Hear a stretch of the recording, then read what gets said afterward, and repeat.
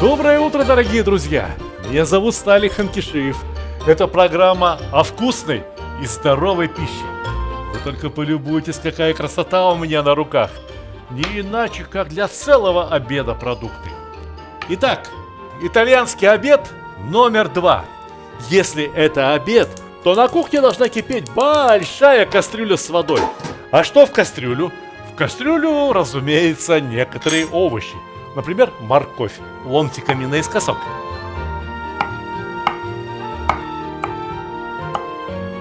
А еще для красоты, для запаха, несколько стебельков сельдерея.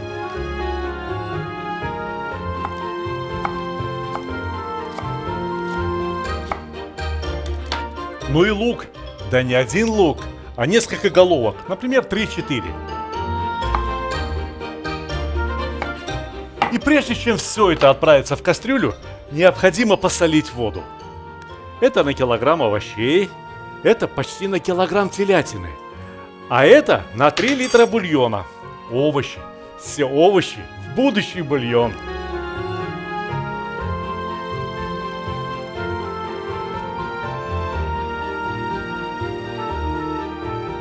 Айда знатная подушка под отменный кусок телятины. Под отменный кусок телятины, который достался мне с трудом. Пришлось пройти аж 2 супермаркета, чтобы найти именно такой кусочек розовой телятины, который мне нужен. И я потратил еще 5 минут для того, чтобы перевязать его шпагатом. Не для того, чтобы он убежал, а для того, чтобы во время отваривания его не скорежило, не исказило его форму. И опускаем мы мясо в кипящую воду, потому что нам необходимо получить вкусно сваренное мясо, а не бульон. Да и то дело, какой бульон из этой телятины? На ней же ни грамма жиринки. Именно поэтому итальянцы добавляют в этот бульон, в эту воду 2-3 столовые ложки хорошего оливкового масла, чтобы было где раствориться вкусу от моркови, от сельдерея, от лука, чтобы мясо стало чуточку вкуснее. И чтобы мясо стало еще вкуснее, добавляют 2-3 столовые ложки хорошего винного уксуса, желательно из белого вина. Ведь готовим мы телятину.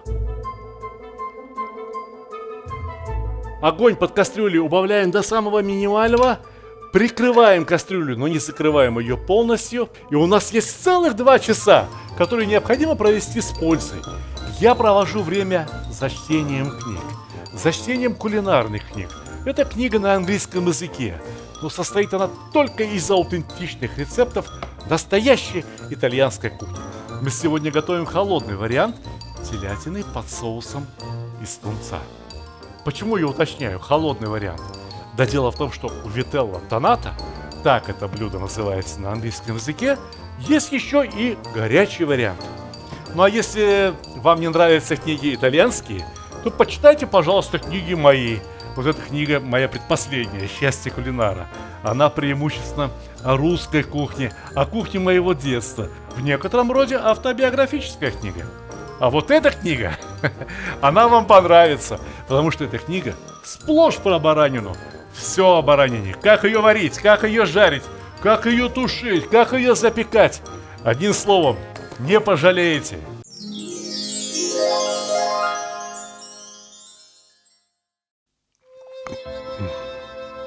Кто сказал, что вода не имеет вкуса, цвета и запаха? Минеральная вода Тассай даже звучит, как серебряный колокольчик. В каждом стакане воды Тассай отражается синее небо над горными вершинами Тяньшаня, а каждый глоток приносит свежесть и благоухание горных ручьев. Идеально сбалансированная премиум вода Тассай Эмеральд с 2001 года.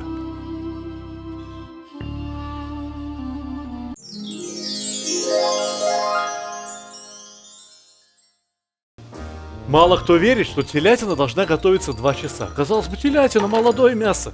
Но оно не просто должно свариться в течение 2 часов, а затем еще и остыть прямо в этом бульоне. Кстати говоря, бульон этот следует называть даже не мясным, а скорее овощным.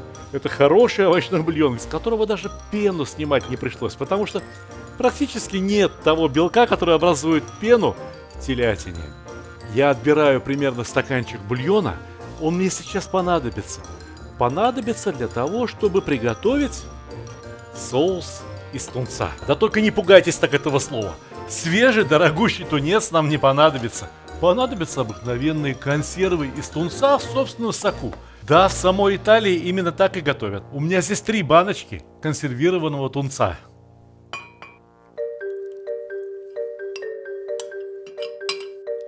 А еще понадобятся желтки от 8 сваренных вкрутую яиц.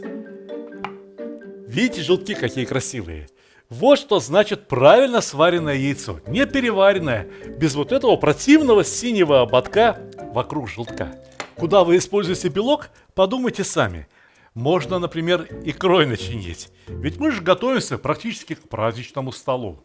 Да, вителла тоната – это банкетное блюдо. Блюдо праздничное. А еще вам понадобится грамм 60-80 каперсов. Только слова этого не пугайтесь. Если они вам до сих пор не попадались в супермаркете, просто запомните.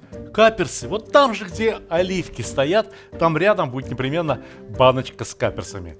Грамм 60-80, небольшая баночка каперсов. А еще вам понадобится штук 10 анчоусов. Только я вас очень прошу, не путайте эту рыбешку с килькой. Анчоусы, если их положить на сковородку в масло, растворяются практически без остатка. Ну а килька, сами знаете, как себя ведет. Кроме того, анчоусы обладают несколько другим вкусом. Иногда их используют как приправу, иногда их используют, ну, можно сказать, вместо соли, как в корейской либо китайской кухне используют соевый соус. Но это еще не все. Немного оливкового масла. Ложки 3-4.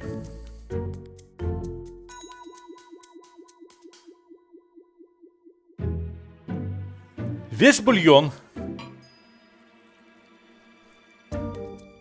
Но и это еще не все. Сок от 3 лимонов. Чтобы лимоны охотнее отдавали свой сок, подогрейте их, опустите в горячую воду, прежде чем выжимать. Может показаться, о, как много всего, какое дорогое блюдо. На самом деле, дорогая здесь только телятина. Но и ее можно заменить, скажем, индюшачьей грудкой. Только, разумеется, название для блюда должно быть уже другим. Ну и индюшачью грудку не надо варить 2 часа. Минут 40 поварили, да и хватит. А все остальное, что мы закладываем сейчас в процессор, и из чего будет получен соус, продукты хоть и знающие себе цену, но тем не менее очень вкусные и полезные. И в конце концов все это мы съедим. И в конце концов все это не что иное, как праздничное блюдо. Итак, блендер на процессор. Нажимаем волшебную кнопочку. Буквально несколько нажатий на волшебную кнопочку, и вуаля, мы получаем прекрасного розовато-кремового цвета массу. Массу с консистенцией сметаны.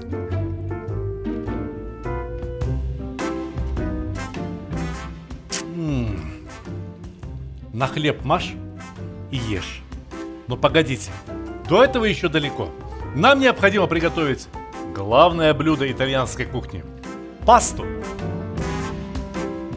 Сварилось, охладилось, все как положено, ничего страшного.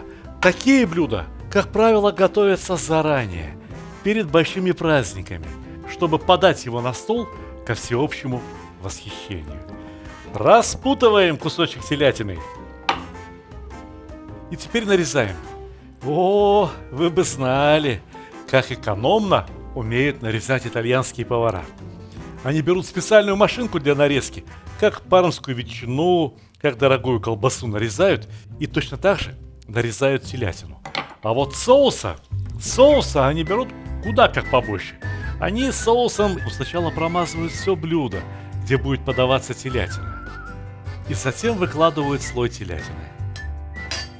И немедленно промазать сверху, не только для того, чтобы телятина не подсыхала, наоборот, чтобы она пропитывалась этим соусом, раскладываем аккуратно, стараясь, чтобы посередине образовалось нечто вроде горочки. Я бы подавал вителла тонната с очень хорошим хлебом, при помощи которого можно вымокать весь этот соус.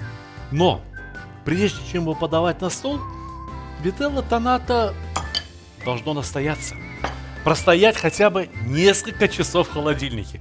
Ну точно как наше оливье. И почему бы не украсить вителла тонната оливками, раз это все равно относится к закускам. Ну все, это так красиво, это так аппетитно, что просто терпения не хватает. А между тем осталось приготовить главное итальянское блюдо – пасту. Главное и, пожалуй, что самое любимое итальянское блюдо – паста – дело отнюдь непростое. Сначала необходимо вырастить хорошее зерно, потом свести его на мельницу, а потом замесить очень тугое тесто, подождать, раскатать, придать ему форму и только потом нести готовую пасту на кухню. Но все меняется радикально, если у нас в руках настоящая итальянская паста. Ее продают в любом супермаркете. Пойдите и купите вот такие коротенькие макароны, которые по-итальянски называются пенне. Ах, вот они какие, музыкальные. Послушайте, как звенят. Ну что же, пусть скорее закипает вода. И самое главное, правильно посолить воду.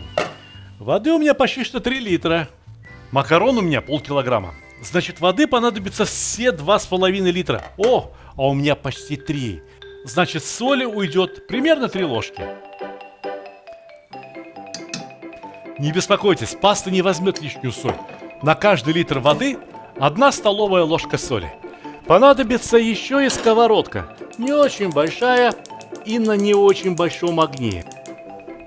Наливаем в сковородку хорошее оливковое масло. Ложки 4, не меньше. И в масло опускаем чеснок. Пусть чеснок ароматизирует масло. Где паста? Пасту опускаем в воду. Вода закипела. Засекаем, включаем таймер. Ровно на 12 минут. Работы с пастой аррабьята немного. Вот разве что петрушку порезать как можно мельче, аккуратнее. Паста называется аррабьята, но ничего арабского в этой пасте нету. Дело в том, что само слово аррабьята переводится с итальянского как «злая». Но знаете как? Даже без малейшей нотки негатива. Ну вот как мы в русском языке говорим, кусачая собака. Точно такая же и паста злая. Так что же в этой пасте злого? Да в ней перчик злой, красный перчик. Ну как злой? Совсем не такой, как в индийской кухне или, скажем, мексиканской. Тем не менее, перец в пасте аррабьята ощущаться должен. Поэтому смело насыпаем его 2-3 хорошие щепоти. А следом за перцем, немедленно следом за перцем, помидоры, томат, пусть обжарится.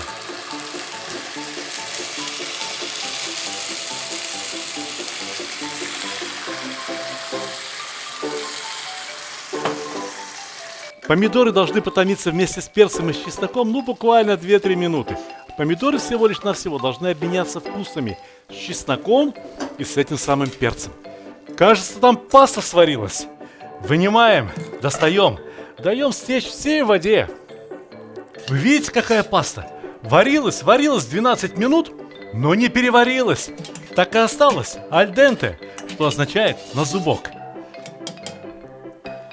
Ну пошли к сковородке. Как здесь соус?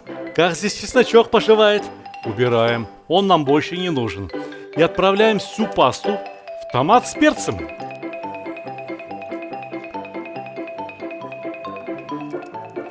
И перемешать макароны с томатом, с перчиком. И не забыть добавить петрушку. Еще 2 движения лопаткой, и паста аррабьята готова. Можно подавать.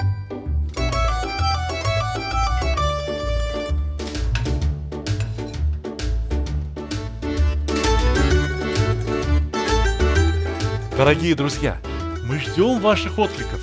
Понравился ли вам наш итальянский обед? Ведь все очень просто. Остается только сказать больших вам успехов в кулинарии и, конечно же, как всегда, приятного аппетита! Ой, простите, бон аппетита!